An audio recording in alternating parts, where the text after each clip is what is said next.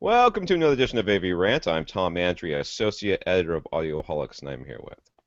Rob H. This is AV Rant, the show where we answer your questions about all things home theater and audio video. And holy cow, do we have a bumper crop of donations this week. This is crazy.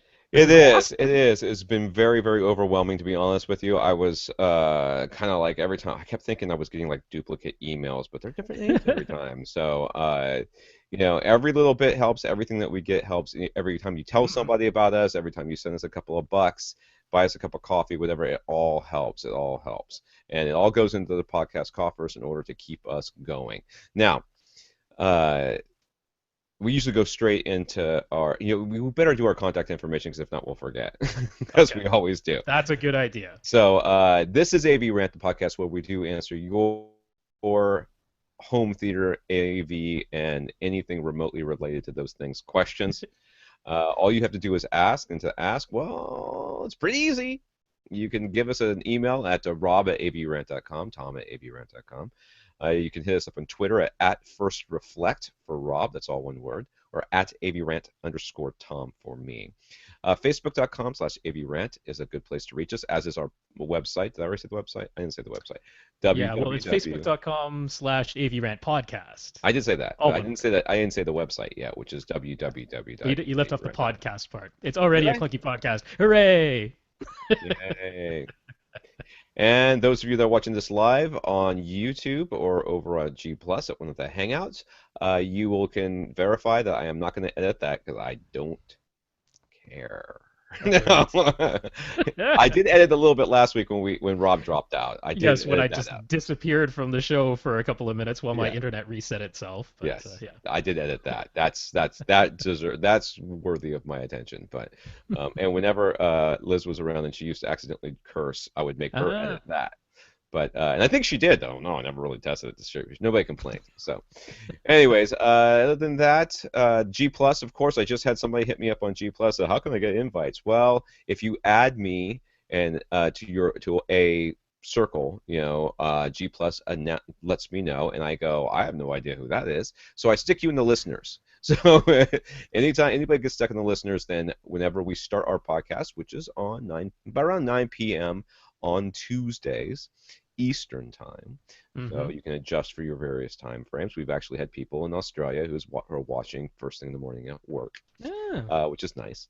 Uh, if you want to watch us live there, or of course you can hit me up on the YouTube channel, which is YouTube slash Mr. No, Mr. Novice. user.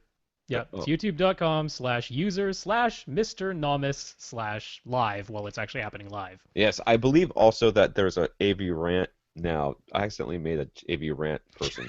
I don't know how I did it. I clicked Good something. luck with that. That's not going to get you too far. No, I don't know what happened with that, but all the videos should be linked up there too. I don't really know. So as a YouTube, there might be I don't know. Figure it out. Somebody else figure it out and tell me how it You works, can because Google search it I until it shows can't. up. I can only be responsible for so many things in this world, and getting this podcast done is one of them. Now, before I start complaining, which I am going to start complaining in Mm-hmm. literally moments, I do want to thank our listeners of the week. How do you become a listener of the week?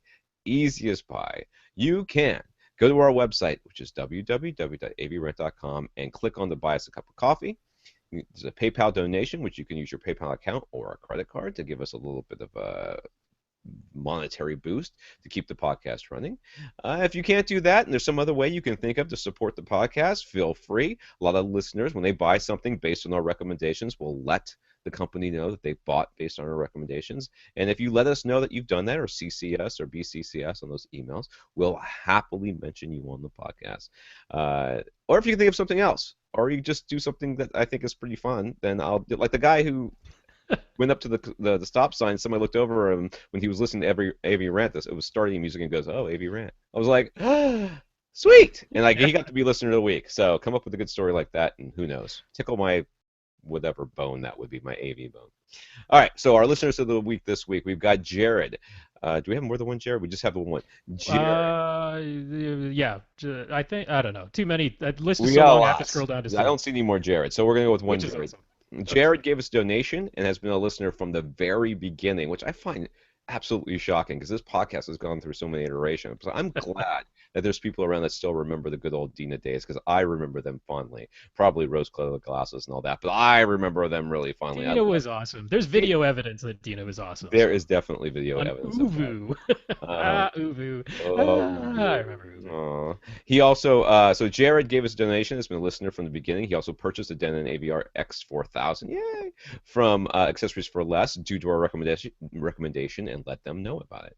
Other people that donated financially to the podcast were Jordan, Eliezer, David, Monty, Wade. I feel really bad saying all these names. Margaret and Mike. I missed the Margaret one. We had a Margaret? That's awesome. That is what the name on the donation said. So yeah, that's incredible. I'm going to say that again because that's so many names they deserve to be Yes. said twice.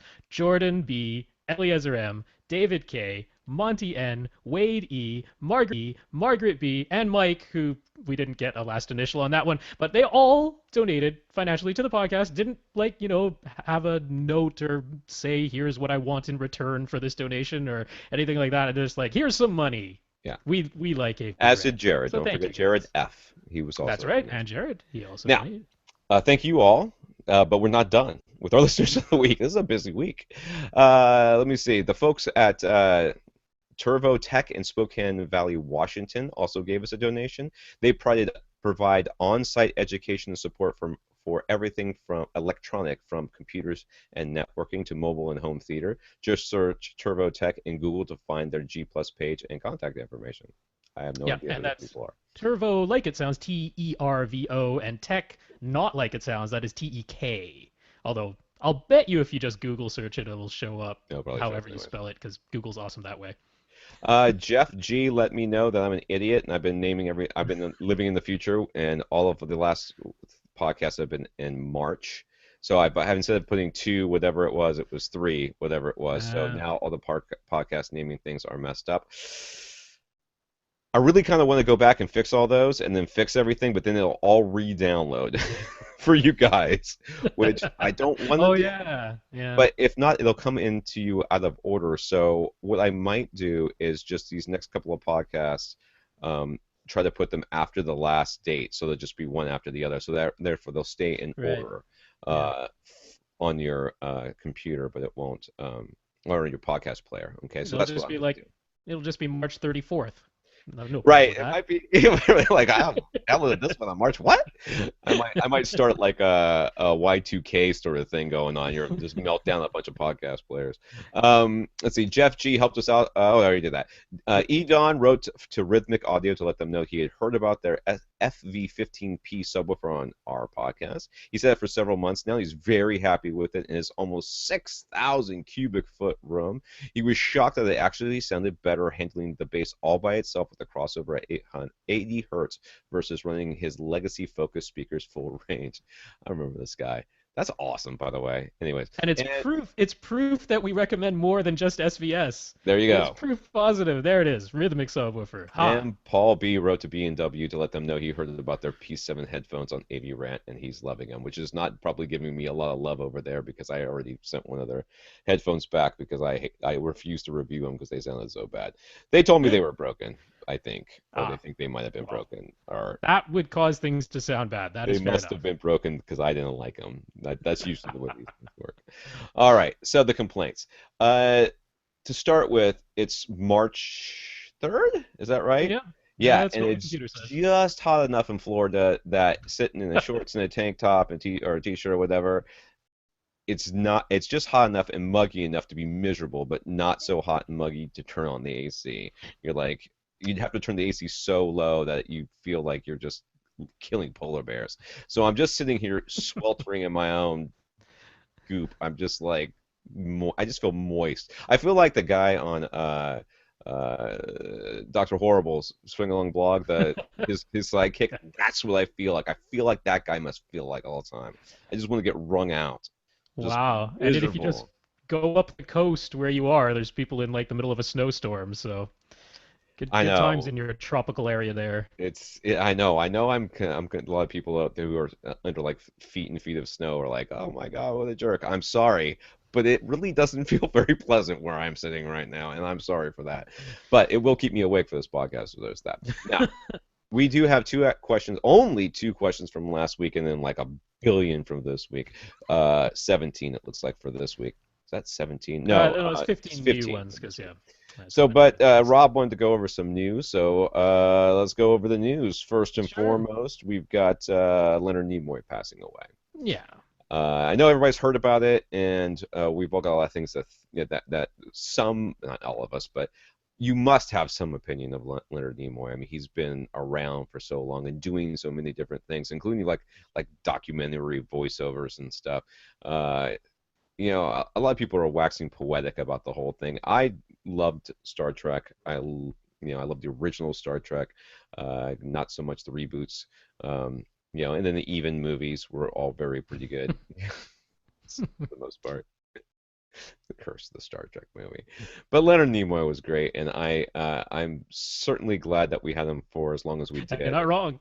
And that I know, but we should mourn his passing because he certainly Yeah. contributed a lot to my. The one thing I'll say about Star Trek is this. My mom used to cook dinner to be ready at 5, and Star Trek reruns started at 5, and she ended up having to bring a TV into the kitchen to get us to come into the kitchen. And this includes my father.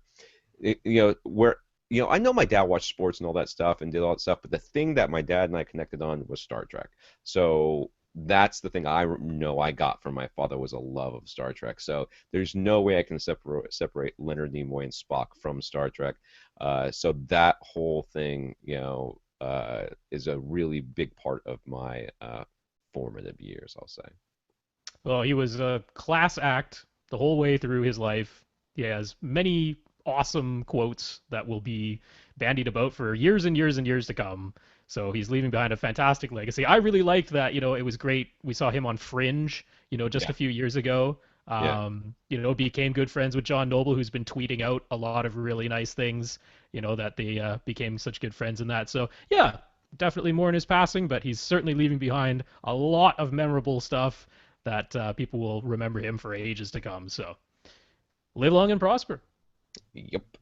Now, the FCC has reclassified broadband under the Title II as a utility. I have to say that they've been talking about this for a while, and I've adamantly refused to pay any attention to it because I've been too busy with other things. So, Rob, you want to be the one that's you're going to throw you under the Jonathan bus when he Sure. tells you how wrong you are in a second? Well, yeah, it's a complicated thing because it's not. I mean, they're having to cherry pick parts of this whole Title II classification because some of it doesn't apply, and some of it, if it were to apply, would do things they don't want it to do. But the basic idea is your internet service provider is not going to be allowed to arbitrarily, of their own volition, decide whose bandwidth goes where depending on who ponied up what's essentially an extortion fee in many cases to say, hey, guess what? We won't slow you down if you pay us extra money to let you access our customers, because the whole thing is basically, hey, we're getting paid by our customers to be the, go between the internet at large and the last mile to your house, but why should we get paid on the other side too for the people who are making the content to reach our station so then they can reach our customers? So, if companies weren't so ridiculously greedy and corrupt, this type of stuff wouldn't be necessary. And the people are saying, I don't want the government involved. It's like, I don't either, because that would mean things are being done in an honorable way. But when they get out of hand, like they were, somebody has to do something. And so this is apparently what they've decided to do. Make We them a have talked utility. about this a lot in the past, and I know Jonathan's one of our longtime listeners who likes to chime in on such things, and he is very knowledgeable about them. So I always love hearing his take on it.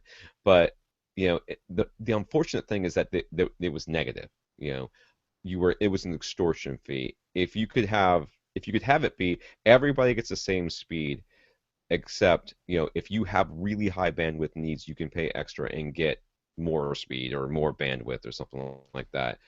Well, that would be good for all of us because then Netflix could pay a little bit extra and you would always have really good Netflix no matter what.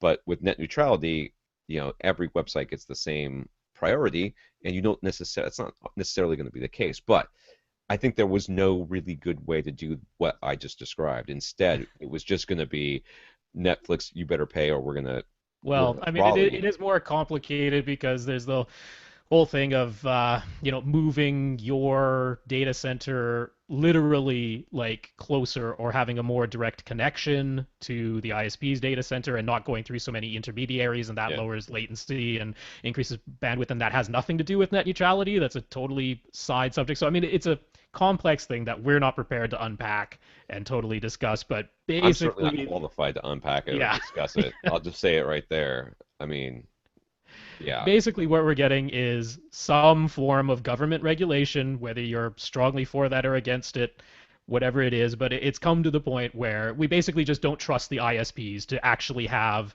the internet at large, their customers and the content creators, that we don't trust them to have everyone's best interests in mind, that they're more interested in maximizing their profit, and therefore some kind of regulation has stepped in. So Yeah. that's where it is, and we'll see what happens because the FCC is going to get sued. They're going to get sued like crazy. That's how things go. So we'll see what Yes. happens. So, whatever. We'll talk about it more later. Jonathan, I'm awaiting your email. I'm sure it'll be succinct, as always. Yes. Now, Jared, this is from last week, has a 120-inch projection screen, and I want to, just for a second, go back, because I forgot to mention this before. Your donating in any way, shape, or form to this podcast in no way bumps your question up in line.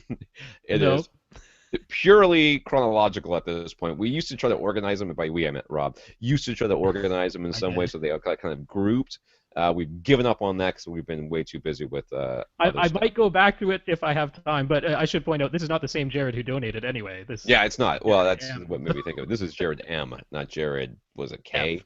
F. F, F. Yeah. whatever. Alphabet soup. So this is a completely different Jared, but the point being is that we get your questions and you can ask 1,000 of them and you don't have to give us a red cent. Jared has a 120-inch projection screen and his center speaker is quite low to the ground as a result.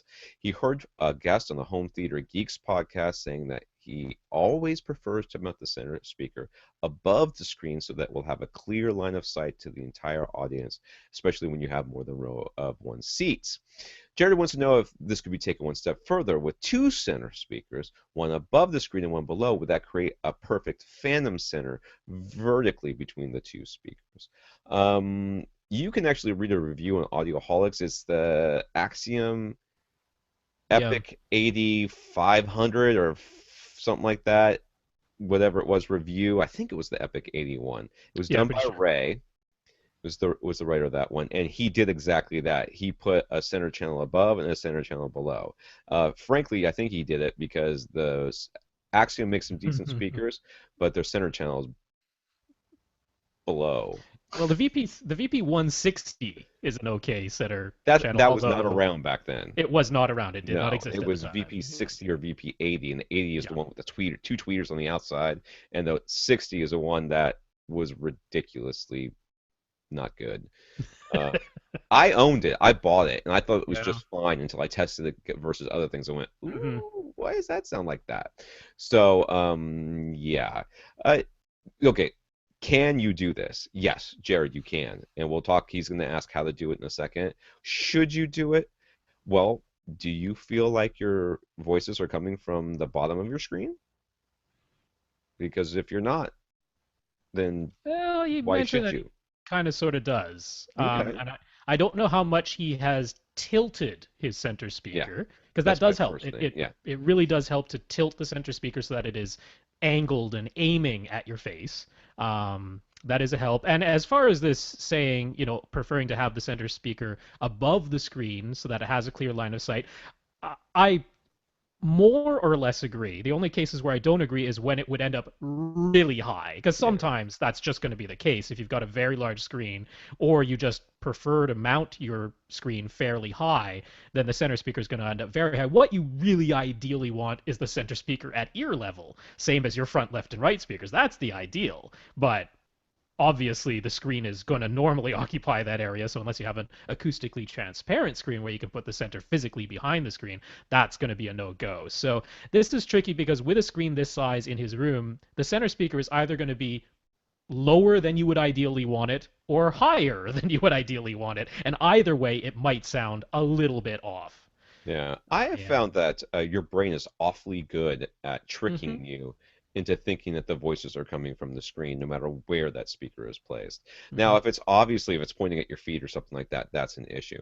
But tilting it is going to be your first solution. Now, I thought Jared only had one row of seats. I seem to remember that from the email, but He I'm has 2 rows of okay. seats. I'm wrong. Yeah. I'm thinking of a different Jared Yeah. then. Yeah, so maybe getting yours up high might be a solution, but yes, you can do it. Yeah. It I'm not a doesn't huge work. fan of this because it doesn't tend to work because Yeah. center channel speakers are not meant to work together vertically with each other. That's not I mean, they weren't really designed for that.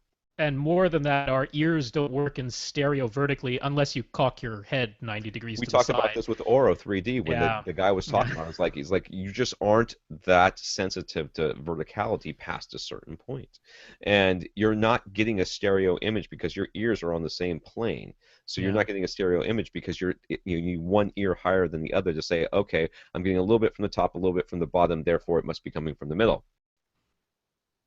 And that's what tricks that.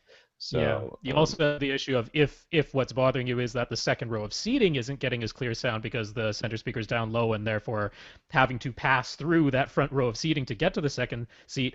If you were to put a second center above the screen and then try to have both of those sounds reaching the second row, they're not going to because the yeah. bottom one is still being blocked, the top one isn't. So then you end up with a kind of weird, uneven effect that I wouldn't think would be too preferable there. No. So. So, like I said, you can it be done? Yes. Do people do it? Yeah, they do it all Hmm. the time. Hmm. I don't think it's a great idea, but you can do it. How would you do it? Because that's this next question. Would you need to use a center channel pre-out, split it with a Y splitter, and feed a two-channel amp, or if you just connect both center speakers directly to its AV receiver, would they be wired in parallel or series? Yeah, the preferred method in this case would be to use a pre-out. Uh, Y splitter into two different channels of like a two-channel amp, and then send it out to your send out to two centers. Depending on the ohmage and of your speakers, how powerful the amp is or receiver is within it, you could just put two sets of wires up to your speaker Yeah. terminal, and if it's going to be a 4 ohm load, so. Uh, the 4 ohm load, if it's an 8 ohm speaker to begin with, if it ends up being a 4 ohm load by wiring two of them in parallel, you're just going to end up that should be fine. As long Yeah, as it's a just little bit iffy because many 8 ohm speakers at some frequencies will right. dip down to 4 or even lower, which then if you were to wire them in parallel, now you're dipping down to 2 or even lower. Just a fraction of frequencies, but it's a little Yeah. iffy. I'd probably wire them in series regardless, because that will not be any sort of problem for your amplifier if you just wire them in series. And if you do wire them in series, you do have now two speakers playing the same thing in mono, so you're getting a 6 decibel increase in output, which means the amplifier actually doesn't really have to work that much harder because your trim level on your center speaker is going to be a little bit lower inside your receiver settings because you've got two speakers now And again, playing. So, if you wire them in parallel, you can't turn them down, and mhm, therefore that the ohm problem that you were talking about. yeah. But don't do it. You can, but don't. Okay, so we just told you how to do something that you shouldn't do, and if you want to try it, dude, and your amp Yeah. catches on fire, then you shouldn't have bought an Akio. Fun little All right. sidebar for anyone who wants to wire speakers in series. The way that you do it is, let's say you have speaker 1 and speaker 2, and you're going to wire them in series. You still go out from your amplifier red to red and black to black, but you would go from red output to the red input of speaker 1 and black output from the receiver to black input of speaker 2. That would then leave you the black input on speaker 1 and the red input on speaker 2. Those two things get connected to each other. Probably So got a graphic someplace that yeah, so we remember you. it's one of those ones where it looks kind of scary if you do it. You're like, I don't know if I should be connecting the black and the red of two speakers to each other, but that's how That's series how it's done. things get connected. It's still red to red, black to black from your AV But receiver. seriously, don't do it. Okay, Jordan. Asks if it's important for the surround. Oh God, why do they keep asking you this question? Ask if it's important for the surround and surround back speakers to perfectly match the front speakers. The answer is no, unless you're Rob. He has matching energy connoisseur speakers, series speakers across the front. These using monoprice speakers as surrounds and Bose 161 speakers as his surround backs, and he wants to know if he should be buying matching energy speakers for those positions instead. Are you noticing a timbre mismatch? If you're not, then this is a blanket statement. This has nothing to do with this particular question because we're not addressing his speakers. But if you're not noticing a timbre mismatch, if you're not going, whenever sound comes out of the back, it sounds totally different than the sound that's coming from the front. If you're not noticing that, then don't worry about it. It's fine if you want matching speakers, but just like we were talking about with the Axiom Center channel, if I were to go back and rebuy those speakers again, which at the time I was really, really happy with, I certainly would have bought a different center channel from a different manufacturer, and I would not have thought twice about it because a slightly mismatched center channel in that context, or maybe I would have bought a third M22. Maybe I would have done that instead. But I certainly wouldn't have bought that center channel again. So if you're not noticing a mismatch, it's like don't worry about the fact that the nameplates aren't all the same. You know, it's fine. In your case, he does have some really weird speakers going on here.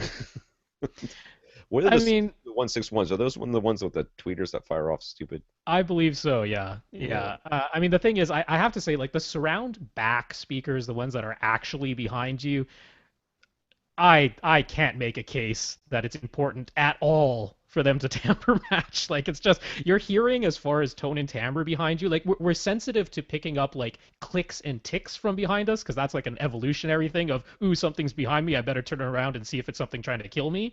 But as far as actually like discerning timbre and tone from behind us, we're bad at it. So I can't even make the case that you need matching speakers behind you. The surrounds beside you, it's like I always say, if you're going to skimp somewhere in your system, skimp on the surrounds and especially on the surround backs because the vast majority of the time they're just playing ambience or the odd sound effect, and it just doesn't really matter that they perfectly match. But that said, if you're super picky like I am and you enjoy the occasional time when a sound continuously pans around you, I'm not going to say it's nothing. Like if somebody did it and they're I'm I think happy. it's 50, at least 70% like in your head. I mean, that's what I think. Honestly, Rob, it's not that I don't love you or respect you, but really, it's in your head. When they're only like 5.5 feet away from you and directly to either side, I'm essentially wearing headphones at that point. I guess I should give you that. I can hear that difference. When I get into a larger room, it might totally not matter at all. But yeah, this is not something to like. This would not be my first upgrade. Like if you only have one subwoofer right now, get a second subwoofer way before you worry about upgrading your surrounds or surround backs. Like that kind of stuff. It's a weird thing to suggest, and but it's true. I agree with that 100%. If you're happy with your front and you can live with your surrounds and your backs, and you only have one sub, get a second sub. If your surrounds and backs are really driving you crazy, well then. Consider it. But I would probably, if you're really worried about it, my first suggestion would be get rid of the Bose, take the monoprice speakers, put them in your bag, or or just buy one pair, just buy surround speakers, and then test the monoprice and the Bose to see which ones bother you the least back there, and then start saving for your new stuff. All right. Shockingly enough, we are only 27 minutes into this podcast, and we're already on to the stuff from this week, baby. Woo. All right, Bill. Okay, Bill. We are sorry to begin with. I think this is my fault. It usually is, but I don't know. Bill sent us this question a few weeks ago, and somehow it got lost in the shuffle, so thank you to Bill for sending it again.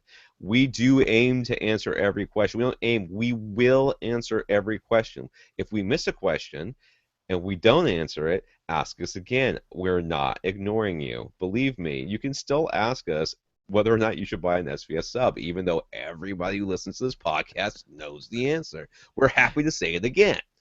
All right. Now, Bill had the question that we ignored, and that was on accident. Bill's theater area is set up to an open concept living room, dining room, kitchen. The whole space is about 16 by 30, but there is an opening to a hallway and doors to other rooms. He has his TV above his fireplace, and his current speakers are, he's got Optimus. Those are what? They're towers. I am not familiar with them. Oh, is that not? I thought that was like a Polk brand or something like that. That's not a Polk thing. No, it's like that's the brand, I Oh, believe. I've never heard of that. Do they transform into a truck? They look like black rectangles. That's what they look like. So they didn't go overboard on the styling or anything. All right. Optimus STS 800 towers. His center is a Sony SSCR 3000. Also never heard of it.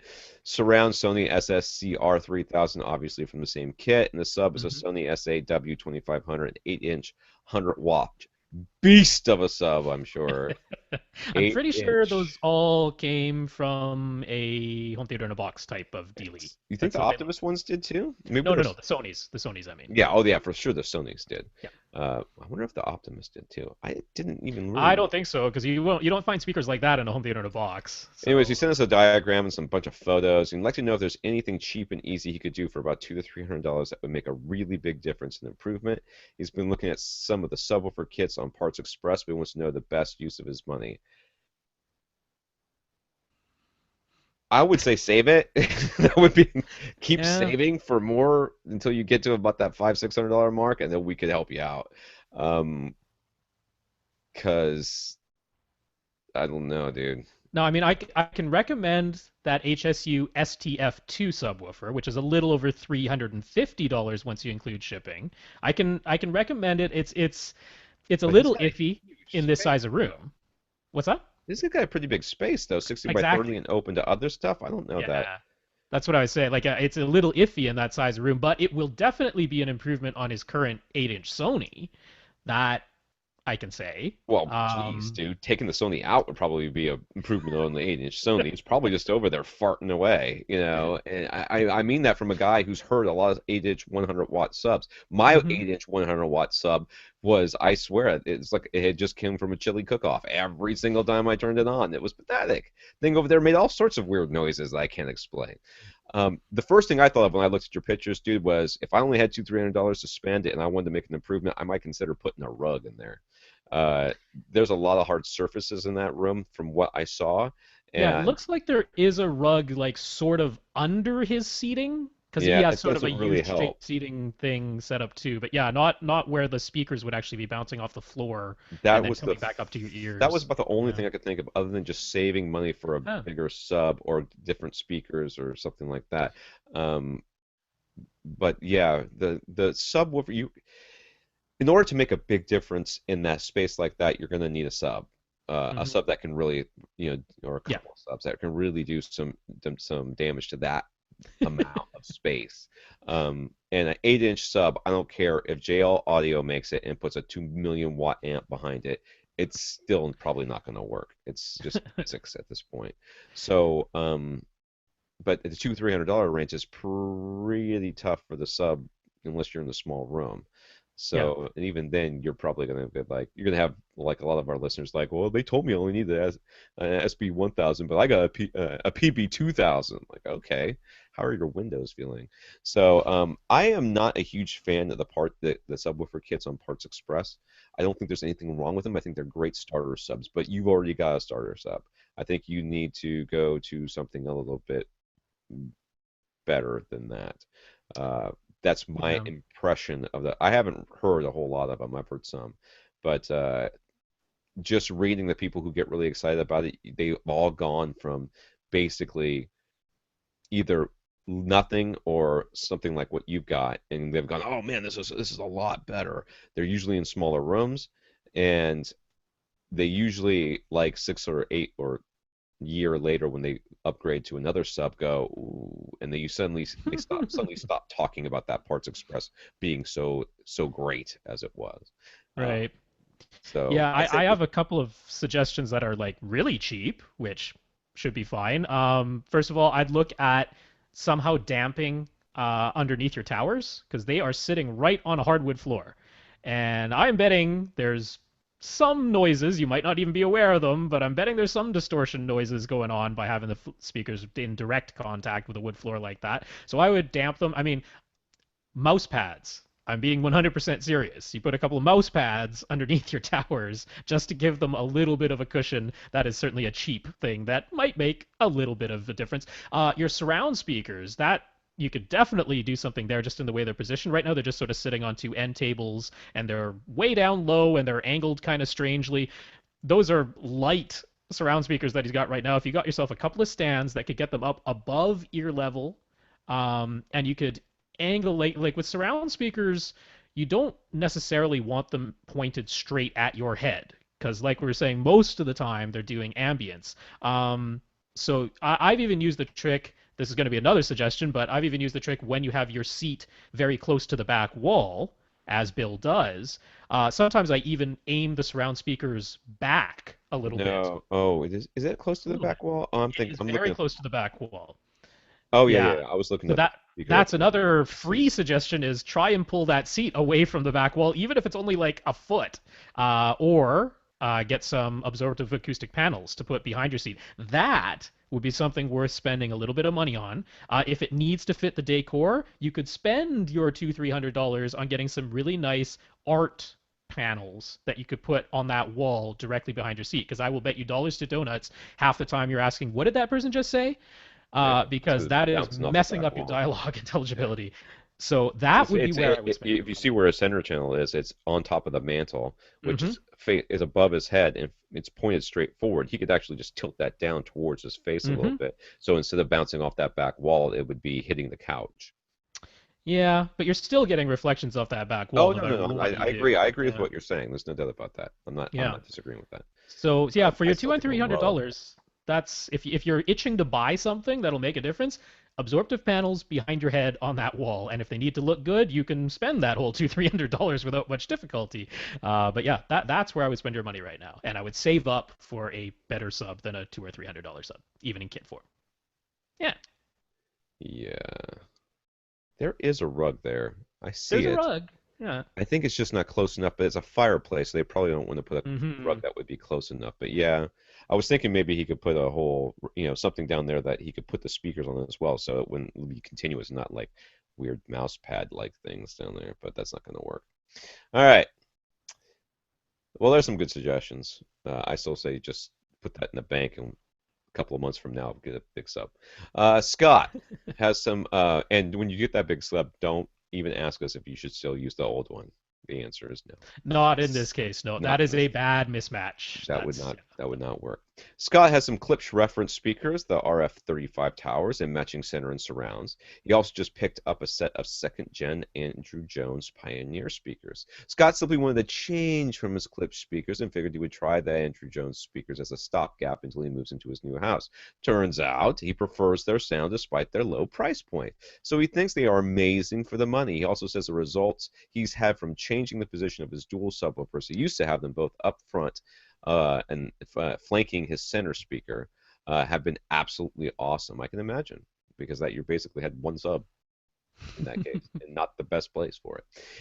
His current room is 14 by 18 by 8 and he's using a Denon AVR X1000 rated at 80 watts per channel. The Pioneer speakers are rated at 87 dB to 2.83 volts 1 meter, 6 ohms nominal, 130 watt max power output input, blah blah blah. Scott wants to know if he will be able to reach full reference volume. He doesn't want to risk any possible damage to either the speakers or his AV receiver. I think this is going to require math, isn't it? not a whole lot. So okay, first of all, in this rating of the Pioneer speakers, where they're saying 87 dB, but that's 2.83 volts into a 6 ohm load, that's the same as basically saying 87 dB from 1 meter away using 1.33 watts instead of just 1 watt, because that's what having the lower impedance basically means in this Yeah, case. yeah, So you can still use all the same math. If you multiply that by 10, you'll get 10 dB more output. If you multiply whatever number of watts by 2, you will get 3 dB more output. So what they're essentially telling you here with this 130 watts maximum input, and that's, again, continuous input. You right. can drive 130 watts into those speakers all day long for very momentary peaks, they can probably absorb at least double that amount of power. That's very typical for speakers. Yeah, So what they're basically telling you there is these speakers can get 20 decibels louder than that on a continuous basis. But of course, that would only be from 1 meter away. Now, in a 14 by 18 by 8 foot room, I'm going to assume he's somewhere in the 10 to 12 foot distance, probably closer to 10 actually, because the speakers aren't like pasted to the wall, and yeah, hopefully he's not pasted to the back wall. So you're probably somewhere in like the 10 foot range, actual distance from speakers to ears. That's not even 4 meters. That means you haven't even lost 6 dB of output. You've probably lost like 4 dB of output just from distance. So if you add it all up, you got 80 watts to play with. You're driving it into these speakers. You're probably 9 or 10 feet away. You're hitting somewhere in the range of 99 to 100 dB. That's what you're hitting just with the continuous. Yeah, Now that's for the before the peaks, peaks. you're getting another 3 dB. So can I say with 100% certainty you're hitting 105 dB peaks? Possibly not, but you're coming darn close. And he was saying in his email he actually tends to listen at the loudest he ever turns it up is at the -5 dB point on his receiver. He doesn't like to get all the way to zero. You are like bang on. You're like bang on for what can be done with that amplifier power and these speakers. So I say you're right in the butter zone. You are fine. For the most part, though, I know sometimes we like to do the math around here. By we, I mean Rob. Usually, what I like to do is just turn it up slowly until I hear something that doesn't sound right, and then I turn it back down. All right. I know that sounds kind of dangerous, but most speakers, not all, most speakers are kind of meant to, they kind of know that there's going to be somebody out there who's just going to immediately turn them on and go rah, and crank it up. And all receivers these days have protection, and I'm no longer worried about damaging my receiver. It's been a long time since I've had a receiver that I thought would, if like I touched a wire or did something weird, then it went into protection mode, that it wouldn't, I could just turn it off and turn it back on. It would come out of protection mode. That's what the protection mode Hmm. is for. It's the speaker you need to worry more about damaging. Yeah. In your case, well, there were budget speakers anyways. I think it's very interesting that he likes these Andrew Jones speakers so much. I imagine that's because, and just as I don't know anything about this room. I didn't see any pictures of it or anything like that. But the clips, especially the reference series towers, those are pretty dynamic speakers. They have Hmm. horn-loaded tweeters. A lot of people love that very, very crisp sound. I'm wondering if he's liking this sound a little bit more because it's probably a lot more laid back. The tweeter is not going to be nearly as Yeah. I mean, extended, maybe. Klipsch has their distinctive sound. There's no Oh, for sure. question, So I wouldn't call them a perfectly transparent, perfectly linear speaker because they aren't. They don't Nope. measure that way. They don't sound that way. So maybe he just prefers a more linear speaker. Because the Pioneer speakers, I mean, they got the measurements up over on Audiolics. They're pretty darn linear. I mean, Yeah. especially when you consider the price they were made for. So Yeah. it could be as simple as that. It'll be interesting. It's Yeah. interesting. Maybe you just discovered a whole new thing, and there's a lot of people out there who like to use clip speakers. So, you Mm-hmm. know, you got a good resale value there going Oh by. yeah, for sure. Scott would also like to know if there's an easy way to store multiple Audyssey multi-QXT setups. He mainly wants to be able to compare his speakers to one another, sorry, including whatever he might buy when he gets his new house. But he would like to be able to keep the room correction for each set of speakers so that Audyssey doesn't become the largest variable in his listening test. I don't know if there's a way to do that. Yeah, Well, you can kind of do it, but how useful this is going to be for like an A/B type comparison, although he's going to have to be moving speaker wires around anyway, right? yeah. Unless he wants to get speaker selector switch boxes or something, but I kind of doubt it. So the X1000 does have a network connection. You'll have to connect it with either an Ethernet cable directly into your router or Oh, I didn't think about that. um, get one of those bridges, right? But either Yeah. way, you connect it to your network. It does have a network setup. What you'll do is go into the menus of the Denon and look at the network setup menu, and there will be an IP address in there that has been assigned to it by the router in your system. So all you do is type that IP address into any web browser on your computer, and that will bring up your network control.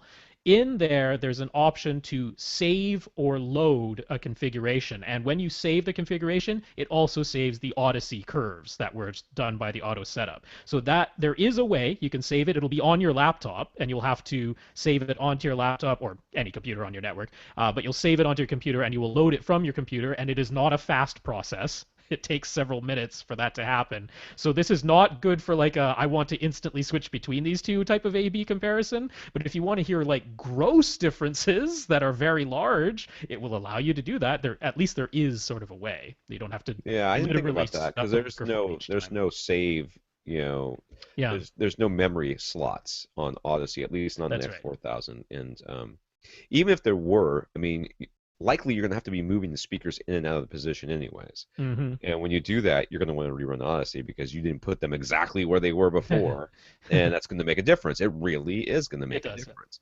So yeah, you could theoretically do it that way. So you would save one then save the other. If you left the speakers in the same spot and then Mm. just move the wires, I guess that would be one way to Yeah, do it. because at But you're least still that looking way for you're. minutes between each. Oh yeah, many minutes. It's like a 20-minute thing by the time he's all done, I think. So Yeah. yeah, but at least you don't have to literally bust out the microphone and remeasure every single time you switch between the speakers. You could save different configurations on your computer. So Yeah. that's the way. Eliezer wanted to vouch for the difference that an Oppo player makes when it comes to upscaling DVDs. He says he's also seen a Pioneer Elite player that had excellent upscaling. That Elite players do have excellent upscaling. The Denon players, the higher end ones, also have excellent upscaling. I have one sitting in a box over there because, it's DVDs. I don't really care that much. But the Oppo players clearly look better than most other players. He wanted to correct us, though, regarding the differences between Denon and Marantz, the receivers at least. He pointed out an article right on Audioholics where they went under the hood and pointed out the internal differences, particularly in the preamp sections where the Marantz models used higher quality components and their proprietary HDAM, hyperdynamic amplifier module circuitry with the goal of lowering noise floors, noise specifically in the preamp stages. So even though Denon and Marantz are owned by the same parent company and share manufacturing and design in many regards, they are not identical and maintain separate engineering teams with slightly different goals and targets. Well, there you go. I didn't know that. Did I write that article? No, you didn't actually write that article. Sometimes I write this. I've written so many things I forget what I've written. So Yeah, people have talked a lot about this on AVS forum and that particularly these HDAM modules. Now, I mean, it's like it's a different way of accomplishing the same thing, and how much audible difference it actually makes is a very debatable thing. There tends to be this sort of in like the flagship Denon products, they tend to think that the actual built-in amplifiers tends to be where Denon spends more of their money. I mean, they have a budget to spend on any product they're yeah, manufacturing, even a flagship product. So it tends to be that Denon puts more money into their built-in amplifiers and their AV receivers. This is in the high end we're talking about, versus the pre-out section. While Marantz tends to put a little more money into the pre-out section versus the internal amps. They just divert a little bit of funds, and that seems to be the case. But man, it's splitting hairs. It really is splitting hairs as far as is any of this audible. that's where you kind of get me. And Elias, I agree. Yeah. There can certainly be differences in quality of components, and Mm-hmm.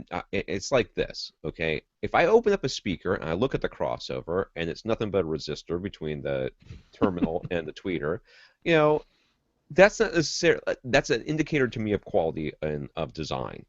And there's certainly no reason why that can't be the best sounding speaker I've ever heard in my entire life. It's Mm-hmm. probably not going to be, but it might be. I might not have many speakers to begin with, or maybe it's just perfect for my room, or perfect for my ears, or perfect, in my particular situation. But it's it's an indicator of quality, it's an indicator of design. But this is where we get into this whole audiophile, where they spend more time talking about the engineering and how the engineering is going to affect the sound than they do measuring anything to see if it's actually making any audibly. Or just actual blind comparisons. Yes. Because I mean, if you know all this stuff beforehand, and then you Yeah. know which one is which, and lo and behold, you say, "Oh, this one had cleaner pre-outs," because you knew beforehand that supposedly it should. Like that's not a valid test. You have to. It has to genuinely be blind, and that Yeah, rarely is. well, at So, least single blind. I'm okay with yeah, single. exactly. I'm fine with single blind too. I don't know why everyone gets hung up on that. So, like I said, Jonathan has already emailed us about about net neutrality. He Should had be it live ready to tweeting go. this right He had now. it. It It starts was with pre-written. sigh. It was pre-written. He just had to hear it And then he had his finger hovering over the click button. He's like, I know these guys are going to talk about it, and they're going to be wrong, I so I'm know. ready I'm to go. sorry. We're not. Hey, I said we talk about all things AV and we'll answer your questions. I didn't say we were always going to be right. All right. Anyways, but yes, I think what it comes down to is audibility, and yes, some of these things can make a huge difference. And yes, if you have the right gear, maybe you'll experience those difference. But for the people that I feel like I'm talking to, for the most part, you know, you and me and in even the higher end gear that I have at my disposal, I'm rarely hearing these differences unless there's a real problem with the product. If a preamp section has a problem, you will know about it, and you will know about it the minute you plug something in. It's not a subtle thing. No, You like know, there are these guys who have these super high efficiency speakers. So, yeah, and we've you talked know, about those last week and yeah. stuff, So and so there, a little reduction in noise in the preamp section, that could actually make a big difference to that particular customer. And great. That's good that there's something out there for them. mhm. It's that you have that opportunity. But it's like you go over to Yamaha. I mean, for ages now, all reviewers who've ever actually tested the preamp out sections of Yamaha AV receivers have always really praised them because Yamaha has consistently had really clean pre-out sections on their AV receivers. Now they don't have Marantz HDAM, proprietary thingy because that's been patented or whatever by Marantz, right? They're the only ones who can use it, but it doesn't mean Yamaha couldn't find another way of Yeah, creating a very clean preamp out section. So, and that there was that review of the X5200 on audiobooks Audioholics, as well. you Yeah, know, which yeah, is like, well, that's Denon. It doesn't have HDAM, but it had a fantastic pre-out section. So, yeah, it's all right. yeah. You don't have to But worry our too much, wire is silver. Shut right? up. Yeah, yeah. Shut up. All right, Jared. Now, Eliezer, I just want to say he knows that he's a good friend of the podcast and stuff like that. So we're just expounding upon this. But yeah, this whole putting better components in there is important. But sometimes you can gold plate a car, but that doesn't make it any faster. Jared, if we claim that CD quality is capable of sounding indiscernible from higher resolution audio files, 96 kilohertz, 24-bit or higher, what about regular Dolby Digital versus True HD versus regular DTS versus DTS HD master audio? Could the same argument be made? You could make an argument, but you'd be wrong. Uh, the original Dolby Digital and the original DTS, both, I mean, they both had some pretty good sound, but it's at least to my ear, and I think you can measurably tell that uncompressed audio that you're getting with True HD and DTS HD Master Audio is a better quality of sound. It's Yes, less compressed. What's that? the thing to really make this clear is Dolby Digital, regular Dolby Digital, and DTS, regular DTS, are loss-E Yeah. compression formats. They are more akin to AAC or MP3. They are not akin to a standard CD quality.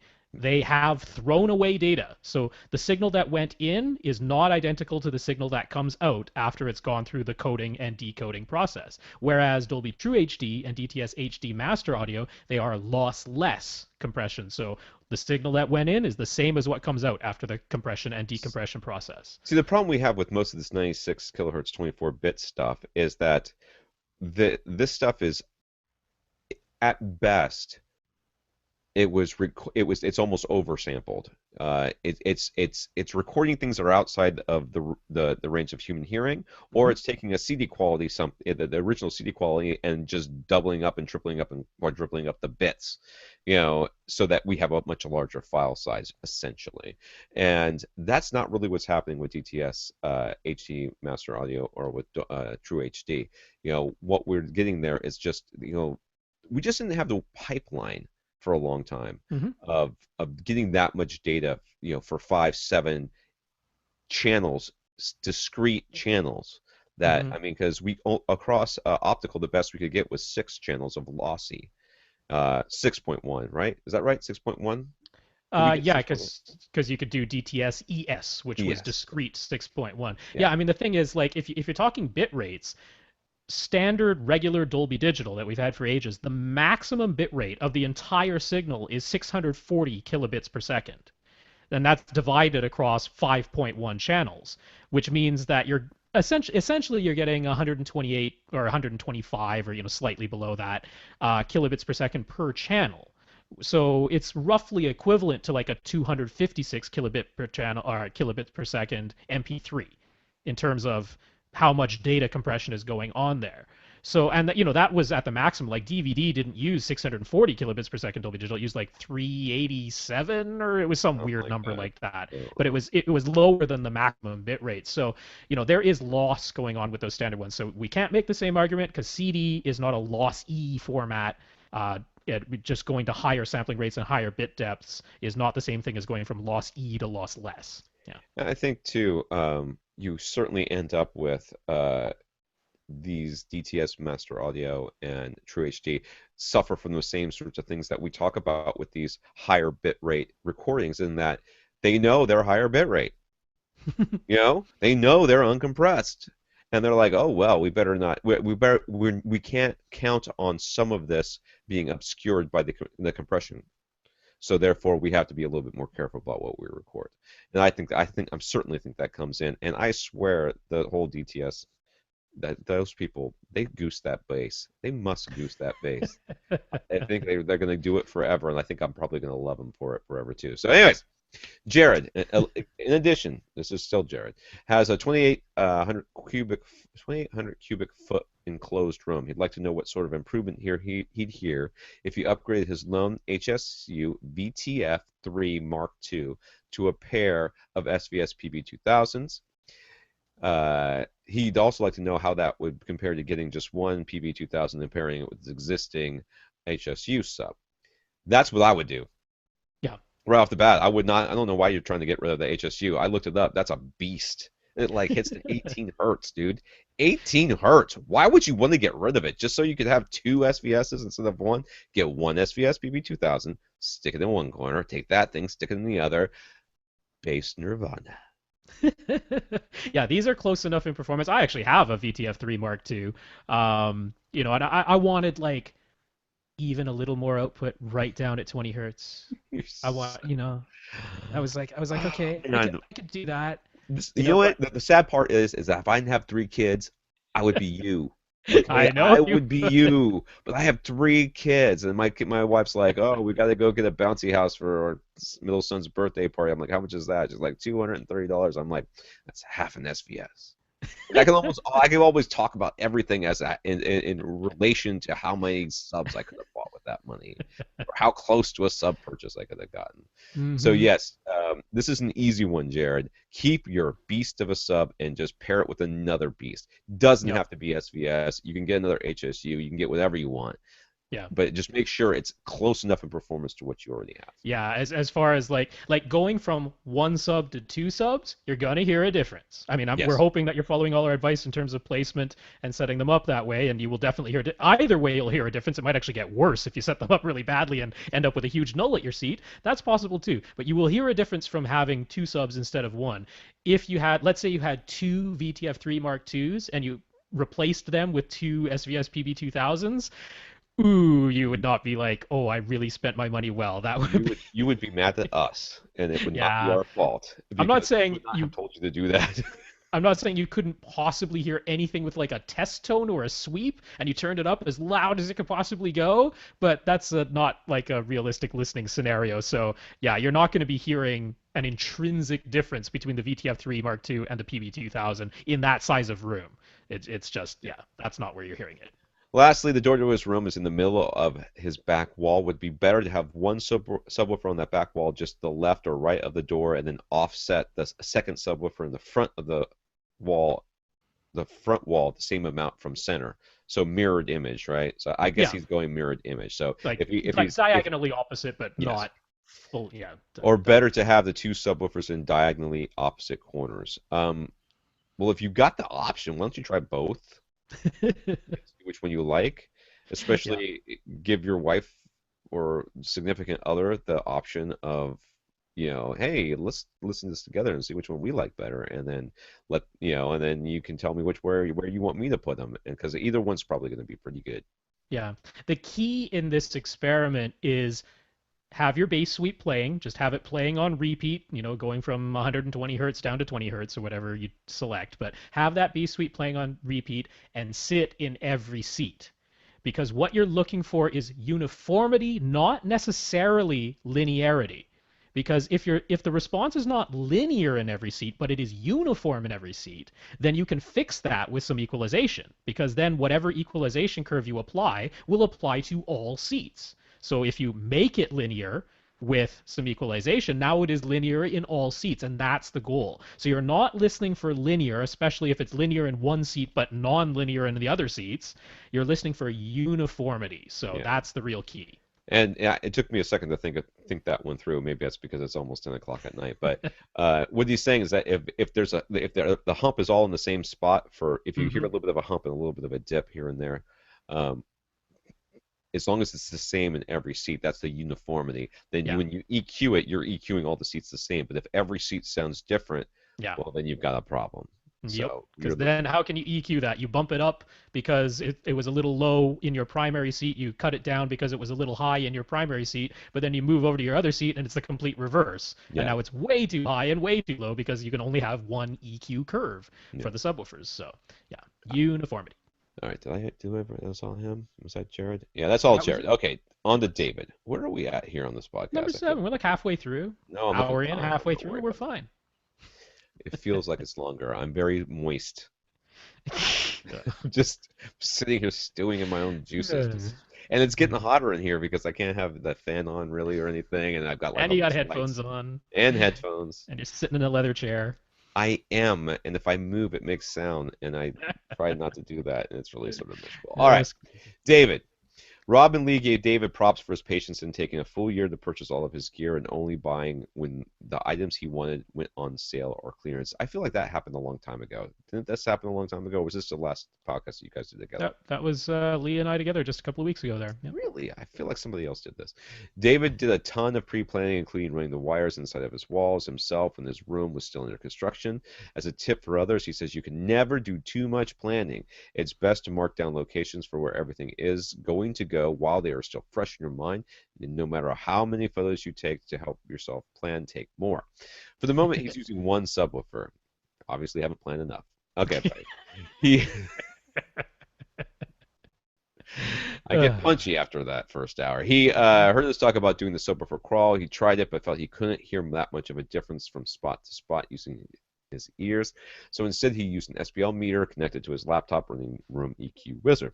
Before we go on, I mean, I don't know the answer to this, but I want to make sure he was using bass sweeps and not going by the very common advice if you read the how to do the subwoofer crawl from so many places that have described it, and all of them tell you put on some bass-heavy music or a bass-heavy movie with which you're familiar and play that and go to these different spots, because that will not reveal differences like a bass sweep will. So I don't know. Maybe it was, because I mean, if he's using Room EQ Wizard, he was definitely playing sweeps at that point. So I'm going to. But for everybody else, don't just stick on, whatever your favorite rapper is. And expect that that's going to, because they're just hitting the same note over and over again, and that's not helping you. You need a sweep. No. All right, anyway, so he's using Room EQ Wizard. He says he's still a rookie when it comes to the finer details, so he went by Andrew Robinson's basic YouTube tutorial for REW, which is a Room EQ Wizard. And he gave us the link, and I watched that whole dang thing. Dave is happy with the results, and his Emotiva UMC 200 is a supported device within Room EQ Wizard, so creating his PEQ correction curves was fairly easy. But he wanted our take on Andrew's tutorial. Specifically, he had doubts about how Andrew did the SPL meter calibration and said that running the test tones at 75 dB wasn't important in this case. On a different subject, David wanted to know, okay, wait, blah. Yeah. All right. So I watched the whole thing. The first thing I thought was, he says woofer just like you say woofer. I know. You know what? The weird thing is, I hear it when if I listen back to the podcast, I hear myself say it, and I really don't mean to. And when I say it, it doesn't sound like I said it in my own head. It's the weirdest darn thing. It's a whole about thing with the Canadians. They don't hear themselves say it, but they certainly do. Like, I can pick a Canadian out from across the room. I'm always like, that's Canadian right there. And Yeah. it's usually not that big, South Park a boot. It's Well, yeah. usually not that. Obviously, that's exaggerated. It's very, very, very subtle a lot of times. But my wife's company is a Canadian company, and so Hmm. there's a lot of Canadians that kind of float in and out. And man, boy, I'm picking them out left and right, and they're like, "I don't say it like that." I'm like, huh, now I know you're No, Canadian. I hear myself on the subwoofer thing, and I try to not even go woo when I just, Yeah. I don't know. It comes out. I'm sorry. I can't All help right. it. So, I'm not. I've used Rumiku Wizard. No, have I even used it? I feel like I've used it in some way, but not in this way. Not to do what he's doing. So, Hmm. calibrating of the mic, basically what he did, from what I saw, was he was looking at he basically using a device. He plugged in his Radio Shack meter into his computer using a USB kind of dongle thing Yeah, little and breakout box. breakout box, and then he read what the meter was reading, and then on the computer was getting a different number. So he Hmm. put in the number that the meter said, and that's right. That's what you should do. Yep, that's fine. That's exactly right.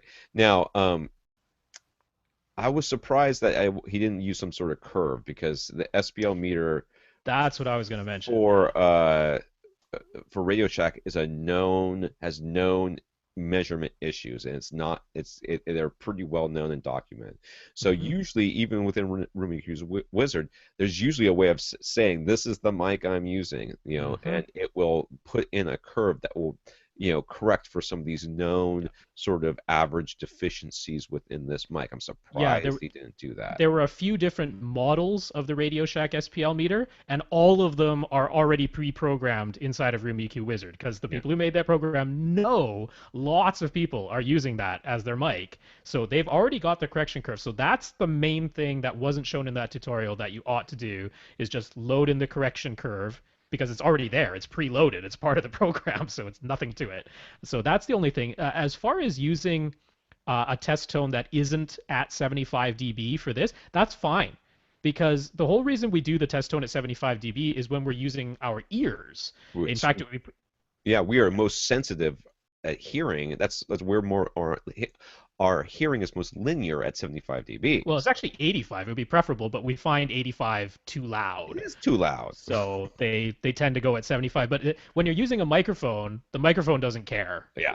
Like the microphone doesn't care if it's 65 or 95. It only It's cares if there's not yeah, enough not pressure enough. Yeah. to, move the diaphragm on the microphone or And whatever. we want it to be clearly louder than any ambient noise in your room. Exactly. So Yeah. most rooms have somewhere in the range of 30 to 40 dB just ambient noise. Yeah. That's quite normal. If you've soundproofed it, you might get down to 20, but you're not going to get below that. So you want some distance in the Yeah. loudness So between the that you test get signal and the yeah. ambient. Yeah. Yeah. So it's probably not good to go lower than 75, but like Andrew's test signal was like over 100 dB, which Yeah. is, I don't know how he was standing that with his own ears in the same room, but yeah, Whatever. it's fine for There's the all mic. sorts of jokes I could make, but they're all too easy. You just said woofer the whole time. Yeah. So, anyways, yeah. So the video was aside from leaving out that one important step Hmm. in this Hmm. process, which would have I don't think that was too complicated based on everything else he was doing. No. He should have included that. But other than Yeah. that, everything else looked okay. Uh, you know, at this point, if you want to if you're like, I don't know how to do all this crazy stuff, you can watch that. You can use one of the mics from Cross Spectrum Labs, Hmm. right, which would be more accurate because you get a curve specific for the mic. You would upload that into a RoomEQ Wizard, Hmm. which is easy to do, and then when you measure, you're measuring exactly what's happening in that room. Okay, and at that point, then you can export that but isn't it basically you then plug in your mini DSP and then you export it to the mini DSP? You don't have to manually type it in, right?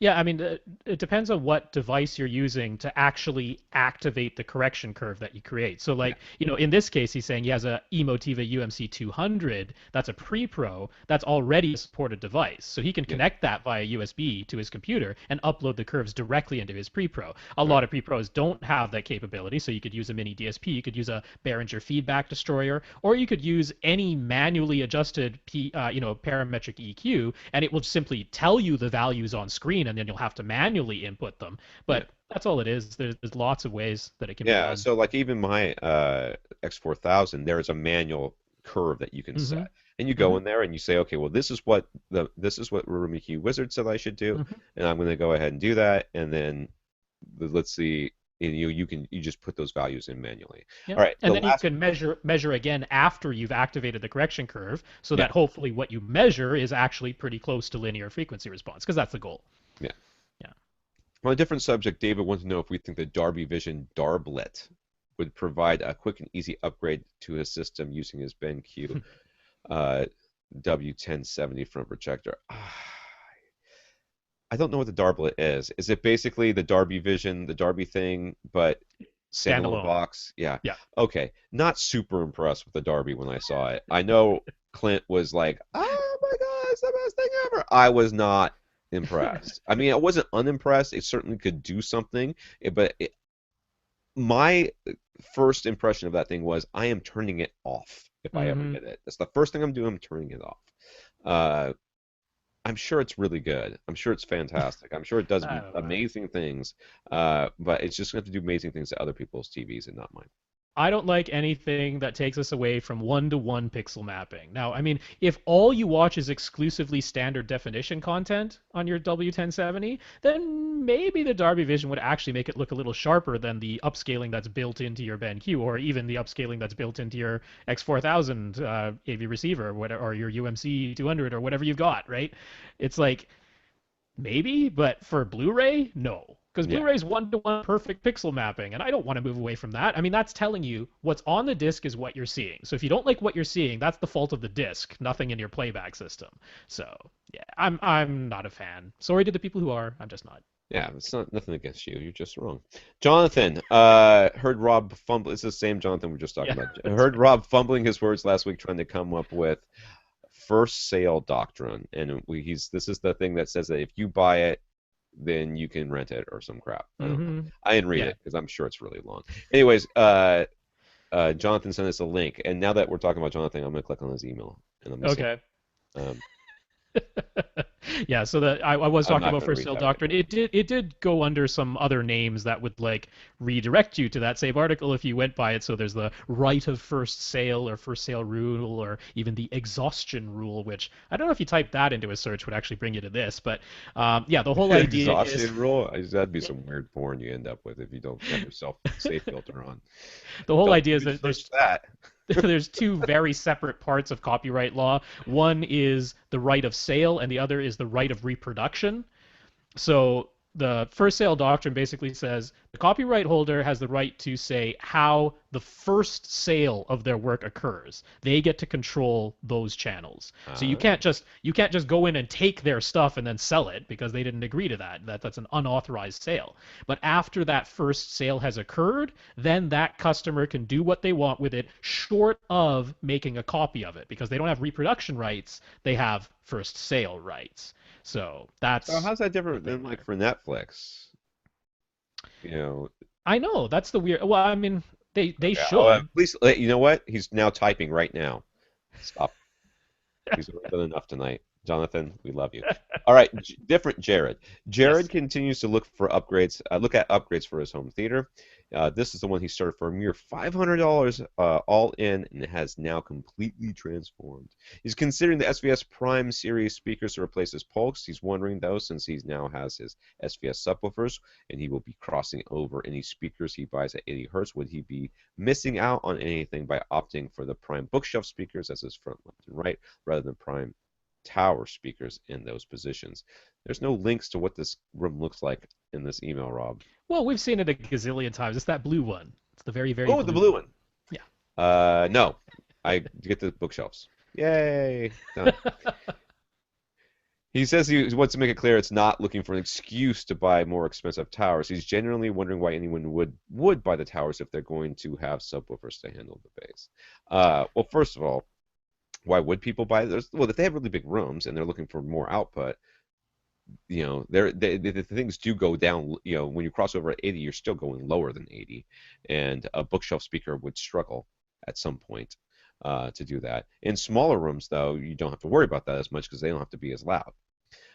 And a lot of people look at the tower speakers and they just want tower speakers. So a lot of people look at the bookshelf speakers and they think I'm gonna have to buy a stand for it anyways, so I might as well get a tower speaker. A lot of people look at the bookshelf speakers and go, I don't want something that my kid might knock over because apparently my kid's always gonna be 2 and they'll never ever grow up. So God forbid I get something right now that 2 years from now I hate that argument. It's like watching House Hunters and people don't buy. They don't want to look at houses with stairs because they got a newborn. It's like, oh well. Just think when they're in college, they won't want them tumbling down then either. There's lots of reasons why people would buy the tower speakers. I think the greatest example of the whole tower versus bookshelf thing in general is the EMP Tech lineup because Yeah. I love what EMP Tech did, which is their tower speakers, as far as like the plus minus 3 dB points in the frequency response, they don't play any lower than the bookshelf speakers do on spec. They don't play any lower, but they just play much or are capable of playing much, much louder. I love that that was the decision they make because that's exactly what I wish companies would do with their tower speakers is don't do this whole thing of trying to get them to play lower. They're not going to sound right in your room anyway. Use all of those extra drivers and that have extra available cabinet room and greater power handling that comes with having more drivers to let them play louder. And I was mad at Gene at Audioholics because he was like, they should design these towers to play lower. I'm like, no, they made the completely right decision. And I'm glad they never listened to Gene and they never changed it. So yeah, why would you get towers? Because they can play louder. That's why That's you might that's get them. pretty much the reason why. And they Yeah. look, have a look, and then blah, blah, blah. Yeah. There's lots of reasons, and the real in-room audible reason is because they can play louder, and you got a big room. Yep. So, Or sit farther away. and I don't remember his room being that big, so get the bookshelves. Sorry, he's desperate to spend money. Must spend more money. There might be an argument in the odd case of like, I mean, this is kind of the case in the Prime Towers where they have a dedicated mid-range driver that is not identical to the lone woofer in the bookshelf speakers. And some people would make the argument like, oh, you might get a little bit lower distortion in the mid-range or slightly different dispersion because it's a different size or something like that. But it starts getting pretty hair splitting at that point. Yeah. It's pretty iffy. Yeah. All right, James. James was sick last week, if I remember correctly. He Yeah. wouldn't let us see him in our hangout party. That's right. After every podcast, we have a hangout party. It goes from 11 until whenever, and or whenever we stop this podcast until whenever. But James was sick, and he wouldn't turn his camera on, which is probably for the best. Because if I remember correctly, he hung up on us unexpectedly, probably to run to the bathroom. That's what I don't know what he said. He just said he wasn't feeling good, and that was the end of that. So my thought was that he had stomach virus and he had to run to the bathroom. I don't know. That's what goes on in my head. Yeah, I know. You're a writer. You have to That's with right. exciting dramatic things. All right, in our hangout party after the show last week, the topic of time aligning multiple subwoofers came up. It was noted that Audyssey sub EQ, HT, whatever, attempts to form a form of time alignment by individually setting the distance, in reality a delay, for 2 subwoofers independently. James is a bit bothered by this concept in general, noting that the goal is to reduce or eliminate standing waves and to correctly load the room with uniform bass rather than just trying to get all the sound waves to arrive at a single location simultaneously. He included a link from the sounddoctor.com that is ungodly long. That And goes. I have quite a few issues with I it on was top of never. it. I had no intention of reading that. It was that goes into great detail about timing issues, impulse response, group delay, and blending of the response of speakers and subwoofers. We will put the link in the show notes. Yeah. James also suggested that for some open concept rooms we've been discussing lately, 25,000 cubic feet of air, etc., that a folded horn subwoofer might be the best choice.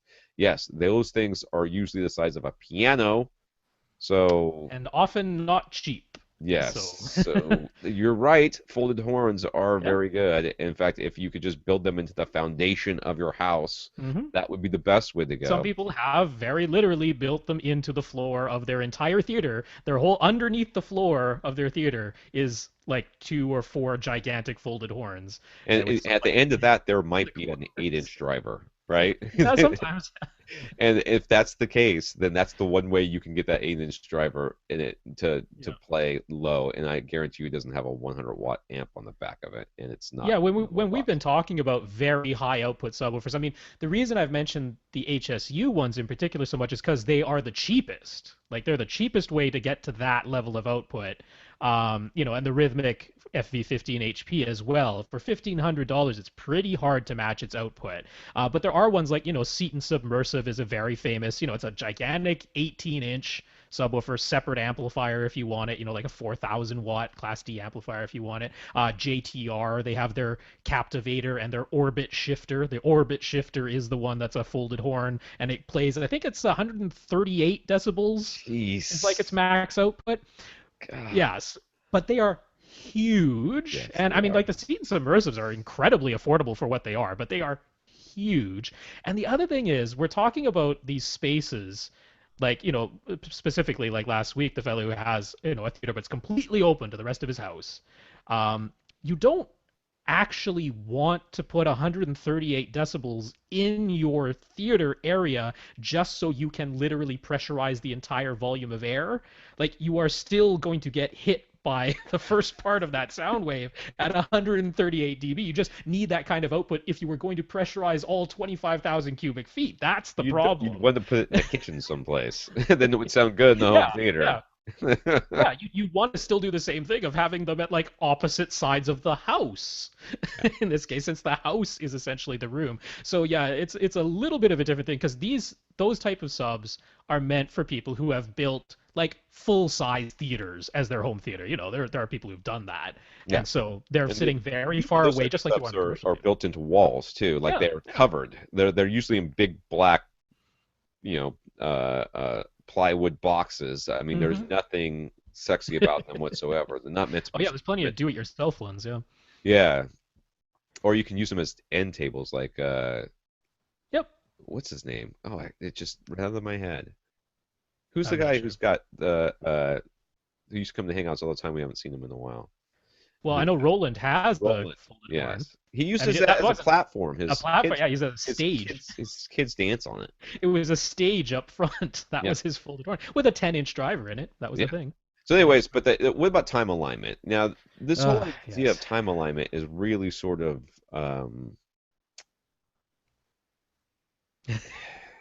it gets sticky, basically. And this link that he sent, like I said, obviously Rob's taken a look at it. I Yeah. scrolled down it and went, "Oh God, when's this I gonna come tried to unpack it. It's hard because I mean, first of all, I don't really have the full expertise to go through this and dissect it. I don't have the math skills to really properly demonstrate why I disagree with some of these things, but the basic thing I disagree with is he seems to be basing most of the recommendations on traditional wave theory, like the way light waves work, as opposed to fluid dynamic theory. Because from?" he's not making any like he's not considering the elasticity of air at all. It's like the wave leaves the subwoofer and then just travels, which isn't the case. There's an elasticity air. The air snaps back to where it was displaced from because it's a fluid, not a light wave. So some of these ideas that like the whole presumption that what we hear is the wave front, that's just wrong. Like Yeah, we don't hear the wave front. Like if you get hit by an explosion, you don't hear it. You just get hit by the explosion because that's the wave front smacking into you and then traveling on. It doesn't snap back. You don't hear it until the sonic boom comes because the wave front was traveling faster than air. So there's issues with what's being said here. Using the example of a kick drum and saying, "Oh, that's not going to be right unless you have absolute polarity," meaning that you reversed what the microphone picked up because the microphone got pushed in when the kick drum pushed out, And so he's going back to this idea of, well, then you have to reverse that so that your speaker pushes out when the microphone pushed in. This idea of absolute polarity. I'm like, no, that isn't how you feel a kick drum in your chest. You have to have one complete cycle, not just the outward push of the driver. It has to be one complete cycle. And when you're dealing with low bass waves, like you're getting down to, yes, quarter or eighth wavelengths in terms of when the driver is pushing out versus when the wave is traveling in the same direction. But at some point, the wave hits the wall, it bounced back. The driver might still be moving outward, or the driver might have started moving inward prior to when the sound wave hit the wall. Like, it's fluid dynamics. It's actually more complicated, despite how long this paper is. It's actually more complicated than what he's describing. But because it's more complicated, what he's describing doesn't really work. Yeah. So, yeah. Yeah. So the whole idea here, that I mean, what we were talking about last week was that you know, Ray went through, one of our other listeners who's is a video calibrator sometimes. Yeah, he's a calibrator. Oh, audio too. He's a calibrator. He went through and he spent a great deal of time taking. He's got 4.5 subwoofers in his theater, and he went through and he time aligned all of his subwoofers so that they would all like this the initial hit would reach his seat at the exact same moment. And what he found was that it actually made the sound worse than just, you know, the sound of his room, the sound of the bass in his room, you know, ended up canceling itself out and everything else right at his seat more than it did when he hadn't done all this time alignment nonsense. And I guess he was doing that with phase, right? I mean, he must have been doing it with phase. Well, I mean, it's just delay because Yeah. he's using mini DSPs, so he's doing it with delay so that when the signal says, okay, all you subwoofer drivers push out, or all you subwoofer drivers pull in, that they don't actually do it in unison. They don't do it in mono. Instead, there's little delays between each of them so that the wave launch should supposedly reach your primary listening position all at exactly the same time. That's time alignment, but it only works for one spot. Right. You know. Which is perfectly fine in the audiophile world. But what we're going for is we want all the subwoofers to go out and in at the same time, you know, so that they're acting as one, and then we can EQ them as one. The minute you try to make them into a stereo, or in this case quadraphonic, right? Isn't it quadraphonic? Quadraphonic. It would be, yeah. System. It's kind of defeating the whole purpose. Yeah, So no, I think, you know, specifically in Ray's case, he was doing it as essentially two, because he was like, well, my front two subwoofers in the front two corners are equidistant from the primary seating position. The two in the back two corners are, you know, equidistant. Yeah, so I mean, Ray's just pinged us and said it was the measured response, like the frequency response got worse. And now there's an interesting question, because did the frequency response get worse, but the uniformity actually got better? Like every seat got worse in frequency response, but they all got uniformly worse? Because then that isn't the worst thing ever. You could possibly EQ that. Yeah, it's a very tricky thing. I mean, we've talked about this idea of if you cannot position subwoofers the way we've described, this idea of brute force altering the phase independently on the two subwoofers until you get the uniformity that we're after. Because what you are essentially doing is loading the room. We have to remember these bass frequencies are probably longer than at least one dimension of your room. Certainly they're longer than the height of your room. And so the wave itself, one full cycle of the wave, is never even able to form until it's hit a wall and bounce back, sometimes bounce back one or two times between surfaces before even one full cycle of the wave has even left the subwoofer to begin with. So now we're slightly altering the time at which those things exist, and you can sort of picture how if you timed when each wave is leaving each sound source, you can start to sort of steer where they double up and where they cancel out. So you can sort of start to do that. But the whole idea is to try and get uniformity across all your seats. So, yeah, okay, so Ray just said no, it did not make it more uniform. Okay. It just made it worse. Just plain worse. Yeah. So, you know, basically the question is, if multi-Q, XT32, and all that stuff is changing the distance in order to you know, get things to the microphone at the same time, isn't that doing the exact same thing? I don't actually know the answer to that question, to be honest with you. I don't. Yeah, it kind of sort of is. I mean, the thing is, But I don't think I I don't think they I think they start there. They don't stop there. I don't think that's the end. yeah. They're like, I want to know where the sub is, and then we're gonna adjust it from there. I don't know what Odyssey does from that point on. All these different impulse, the fur filters and stuff that they do. I don't know what all goes on in order to uh, make sure that they're getting the even frequency response that they want. Hmm.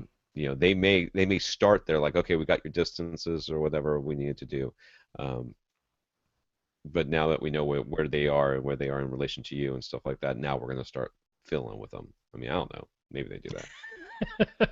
Yeah, it is a very complex thing. I mean, the thing is, if you run into the situation where you're using an AV receiver that has Mult-EQ XT32 or the new Pioneer system, which actually tries to set different EQ filters for each sub, which really seems like a bad idea in my book, like independently EQing them. But all of these things, you do still have the option at the end of it all of making adjustments manually on the subwoofer itself.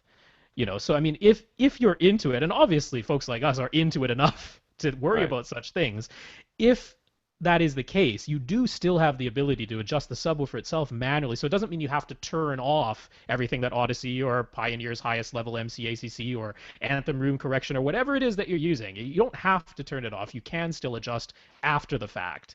There's always a fix for that type of thing. But in general, I do sort of agree. I mean, I've only ever set up where it actually turns out that my two subs are equidistant, so I haven't had different distances. So Mine I aren't don't have that the far first. off either, and I Yeah. guess I think that's sort of where I think I fall. It's like, you know, most people, you might set a foot or two closer to one than the other. Mm-hmm. Well, in the grand scheme of things, they're basically acting at the exact same time.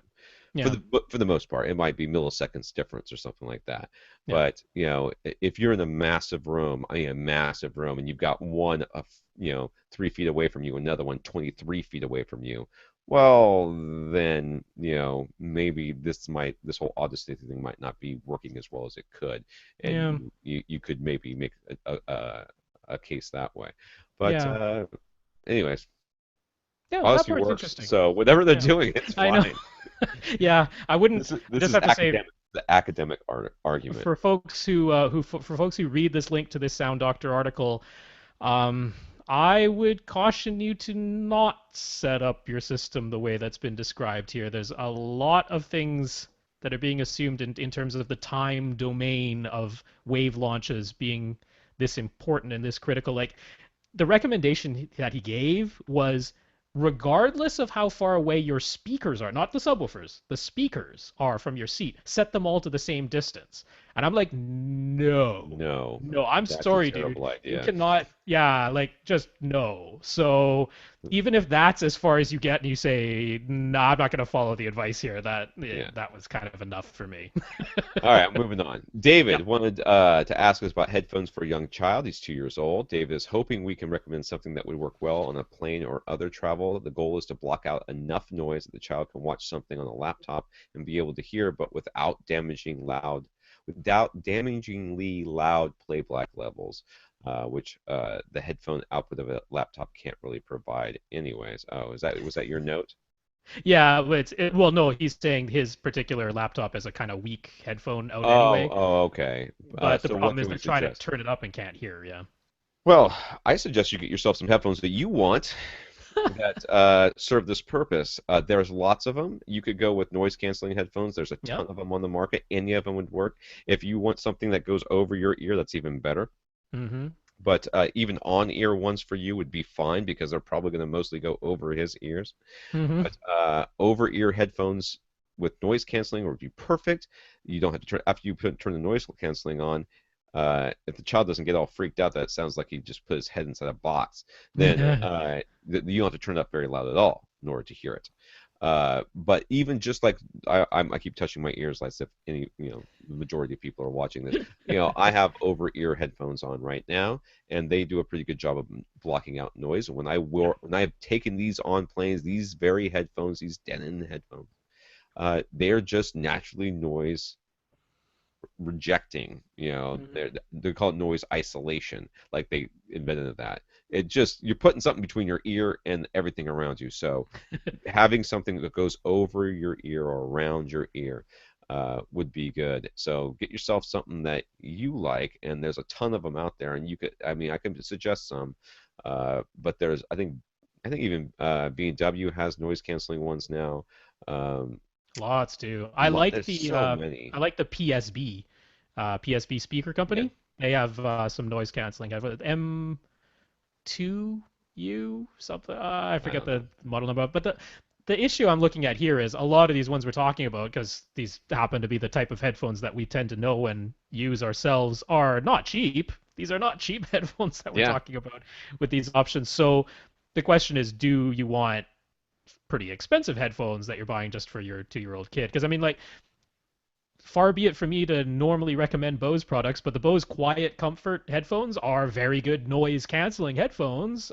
They're 300 some odd dollars. Um, Again, far be it for me to recommend something with the name Beats, but the Beats Solo 2, their newest ones, which are on ear, but big enough that they probably actually go over the ear of most kids. Good sounding headphones, block out good noise for an on ear headphone, but they're like $200. yeah. So I'm not sure. Those PSB ones that I just mentioned are also in like But $350 range. any over ear or even on ear headphone Yeah, I just have could work. concerns like a 2-year-old. Like, I'm thinking like these V Modas are great. They block Yeah, out a ton of sound. They yeah, sound very good, yeah. but they're kind of heavy, and Or they got a pretty strong grippy sensation on the side of your heads. It's things like that are a little consideration for me. RHA, is that the name of the company? The ones I reviewed a couple of, they have like an Yeah. on-ear model that's nice it's a very small headphone. Yeah. And they're about $60. They Okay. do a pretty good job of noise isolation as well, and they would be small enough. What were Frankly, for those on? You mentioned some on ears. I always forget. Was it maybe the Kefs? There was some on ear headphones you mentioned that you said were like amazing at blocking out it would have sound. been the Kefs, yeah, Was the it the Kef ones Kefs? that I did. You have to look up the review. I don't remember But that they're name. not cheap either. They're not either. Frankly, I all headphones will do it in some way, as long as they're not open, and just test them at the store and test them with the kid. I always get the cheap stuff because especially with that Mm. age, um, like I had an inline mic with one, and my 3-year old at the time ate it. He Oh, ate the inline mic. I was like, "What happened to the wow. mic?" It was like the whole thing was gone. There, you could see the mic there and the little wire that connected it, but the housing all around it, he just chewed it off.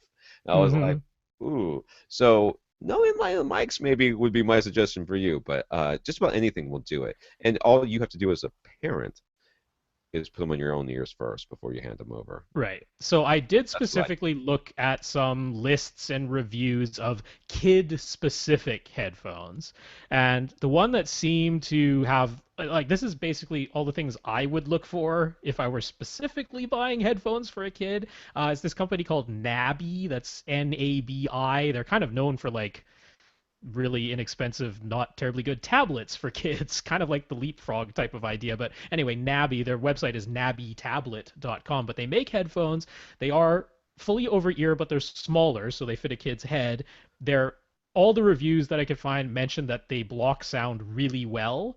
And then the one feature that makes them different from all the ones we've just mentioned is they have a volume limiter switch so that the headphones themselves will just never play louder than about 80 or 85 dB, meaning you'll avoid any hearing problems by keeping the volume below that level always, regardless of what you're driving them with. The headphones themselves limit themselves when that switch is activated, and you can get them with like kid-friendly designs with cartoon characters on How the much ear are they? cups and stuff like that. They list for $100, but they seem to go for like 75 most places. Yeah, So they're not. $75. Yeah, I mean they're more expensive than a lot of quote unquote kids headphones, but they seem to have pretty good sound quality, good sound isolation, and a good design that would sort of be the one I might go for. So Nabi, N-A-B-I, you can look into that one if it interests you. Yeah, I've traveled a lot with kids. From when we moved to Australia, I had my youngest was 11 months, and that was a 30-hour flight total, 30, 40 hours total in transit.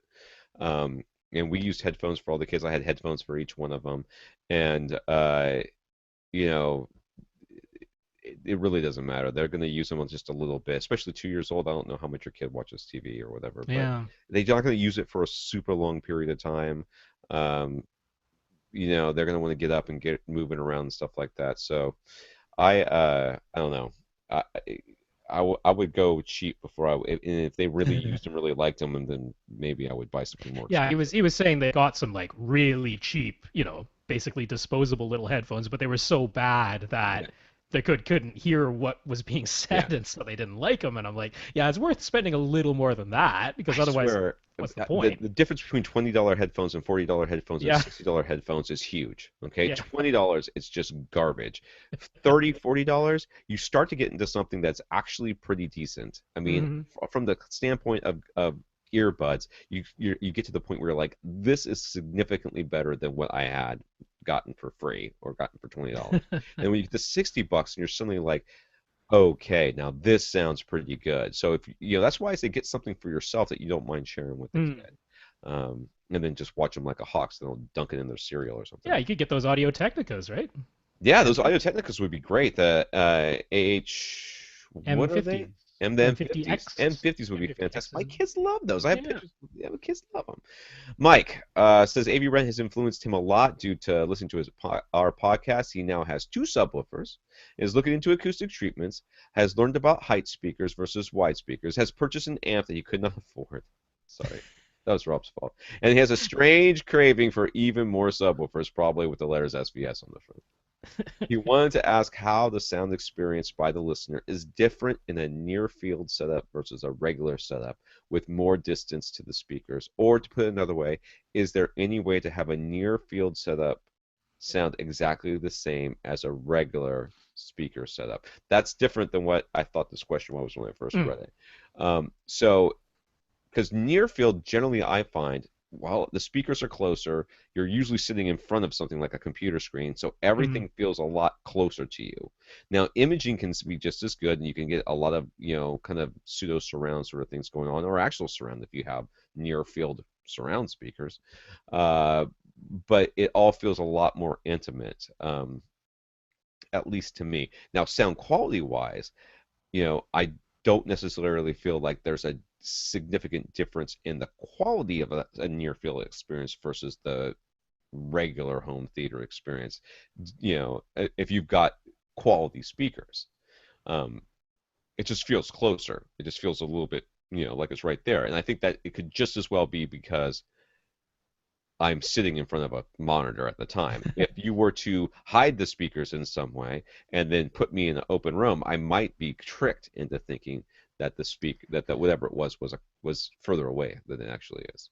Yeah, like in a near field setup, what's happening is you are pretty much certainly getting a higher ratio of direct sound to reflected sound. You are definitely getting that direct sound that made a straight line from the speaker to your ear because your ear is only 2 or 3 feet away from the speaker, and then the wall is farther away from both you and the speaker than the speaker is to your ear. So you're just getting a higher uh, directivity. You're getting more direct sound versus reflected sound in a near field setup. Now, the way you could make a near field and a far field sound basically identical would be to put them both in an anechoic chamber, because then you have no reflections for either of them, and you're only getting direct sound in either case. But You should you could even use then some. there's Go some ahead. differences. Yeah, Yeah, no, I was gonna say your own head actually plays into it, yeah, because that's in a true. near field setup, some of the greater percentage of the sound is being blocked from, say, the speaker on your right hitting your left ear. Well, it's kind of like going through your head first. Whereas if the speaker's really far away,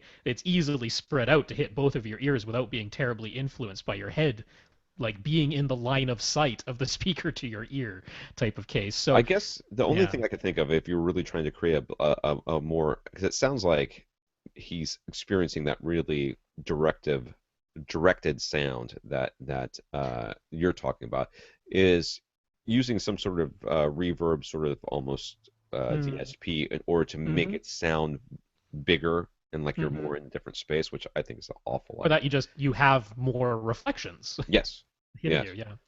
Yeah. Or you could just use speakers that had I'd like to say wider dispersion, but it's not really going to make that much of a difference because you're still getting your head's in the way, and then the reflections are still far enough away.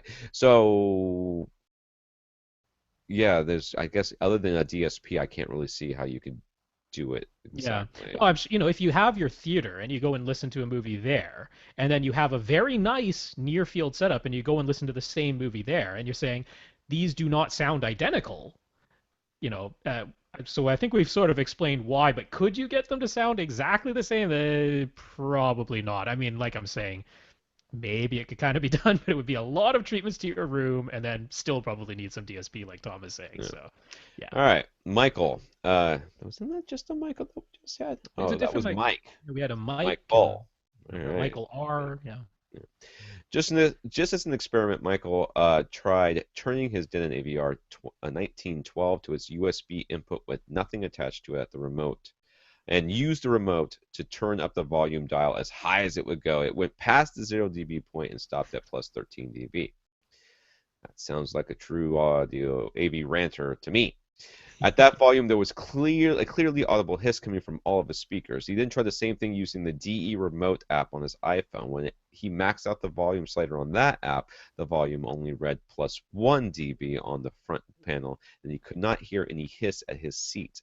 If he used the regular remote from there, though, he was still able to get the readout up to plus 13 dB. Michael just wants to know if all this is normal. Is it normal for people to turn it on the USB input with nothing on it and turn it up as loud as it would go? The answer is no. That's not normal. It's normal in this context. I do that kind of thing. You are speaking to your own non-normal people here, but it's not normal. Because I turn it as far up as it will go to see how much hiss is produced. You're listening to do Noise that. Floor, sir.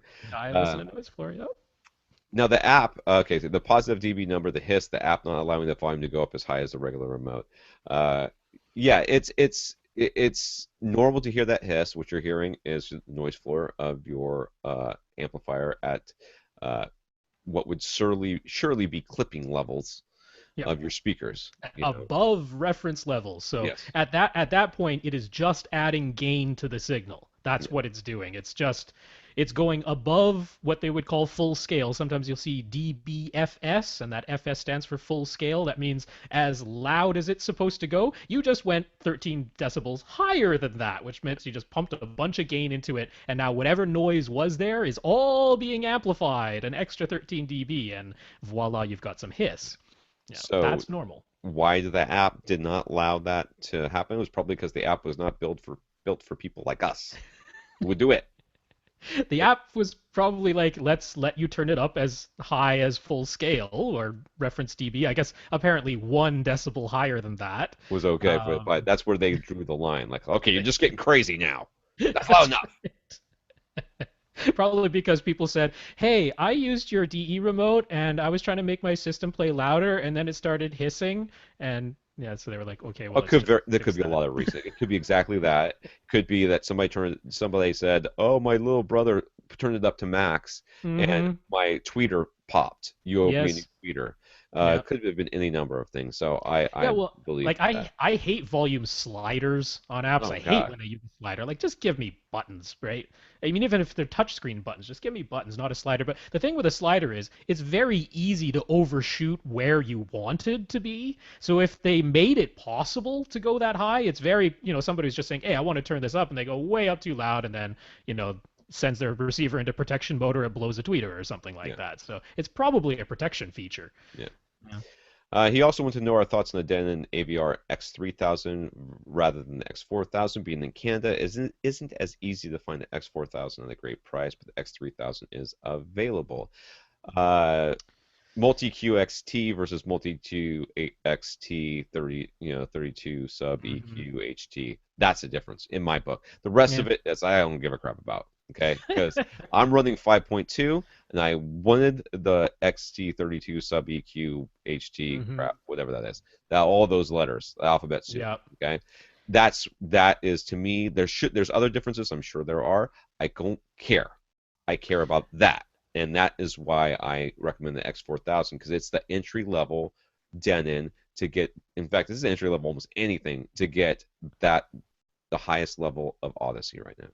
Yeah, I think preamps too, right? I don't I think think the there probably are X3000 has preamps in there. preouts. Like I said, I I mean, can't remember offhand. it's Ugh. just you had me at XT32. I'm sorry, Right. you had me right there. Yeah. I mean, my bigger concern here is he already has an AVR 1912. Now that one has Mult EQ. It does not have Mult EQ XT. Yeah, you So give them higher he's going to a resolution at least. slightly higher level, but I'm like, I really genuinely think if you went from the 1912 to the X3000, I don't think you'd hear any I difference. don't think I it would either. really don't think you'd hear any difference, in which case it's like, well, then why did you buy it, right? Yeah. It's a little bit of a potentially wasted money. I mean, to actually hear a difference between AV receivers, like, when I went from my original Kenwood that I had because it was ProLogic 2. It was like the first cheapest thing that had ProLogic 2, and I wanted to play my GameCube on it. Um, GameCube. yeah, Sweet. GameCube had ProLogic 2, man, with its red and white analog outputs. Um, Sweet. but going from that Kenwood to like a really nice Yamaha, I went from that to an RX V2500, which was a really nice Yamaha receiver at the time.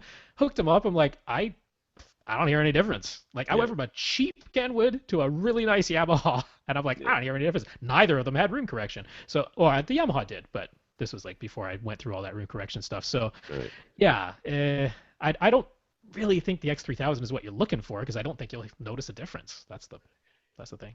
Yeah. All right, Kris, this is gonna be our last question because I'm fading. All right. Thanked us for our suggestions last week. He got a laugh from us calling his place a McMansion. I think I did that.